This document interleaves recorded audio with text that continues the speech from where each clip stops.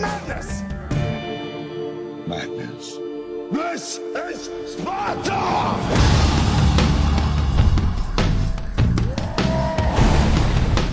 Last night, JD and I saw the hotly anticipated new movie, perhaps the most anticipated of the season so far, 300, based on the graphic novel by Frank Miller about 300 Spartans fending off the entire Persian army. Yes, and what a magnificent and astounding disappointment this film is.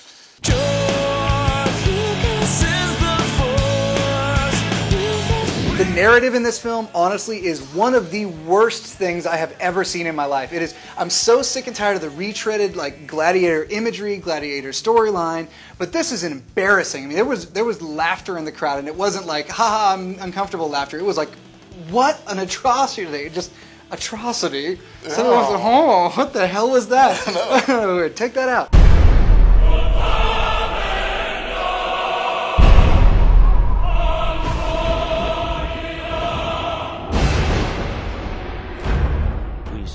The action scenes are really, really great. I know that a lot have been written about how it looked like a video game. It's like Madden. It's like when you go up and you catch the pass, and you're like, yeah, and you make your buddy watch it on slow-mo, and then you like zoom in and you go 360, and you're like, look at that! And then you see the moment when the football hit the hand, right? In this movie, you see the moment where the spear, breaks the skin. Or the slow-motion decapitation where the guy's head comes off slowly, and you get like, wow, look at that! That's the spinal cord. This is very much an adaptation of Frank Miller's visual idea of this. But one of the questions I've gotten a lot from people who are asking me about, like, what's going on with this movie, is it historically accurate? And that's what's selling people. I mean, people are interested in this idea of 300 Spartans taking on the entire Persian army. What a great concept. But it is absolutely not there. You mean they in didn't story?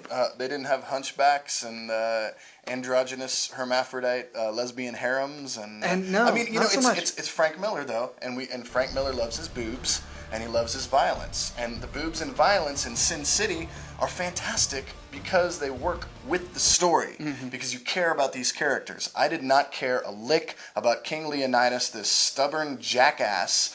And I didn't care about any of the people. I was just waiting for them to die. They looked like a bunch of Chippendale dancers and their leather panties, all, sauced up and ready to go. And, bring on the battle scenes. It would have been a great 45-minute video game, but I'm going to give 300 a rock fist down.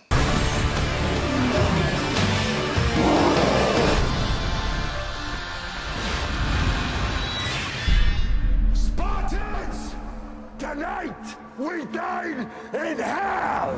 And there's one thing I got to point out too is they used David Wenham, who is the actor who played like kind of the Joker character in Van Helsing. Anyway, this is a guy whose voice does not have gravitas. He does not have command, and that's the narrator for this. Really bad story, really weak narrator. Worst it was narrator, like uber pussy narrator, and you need a voice of God, the voice of God, for crying out loud. If Charlton Heston had narrated this, it would have had some weight. You know what I mean? It would have had something to it that would have taken this really pathetic, puny story and turned it into something. I thought it would have been interesting if they'd had the Queen narrate it. It would have been really interesting to juxtapose the voice of a woman with this incredibly graphic violence. It would have been interesting.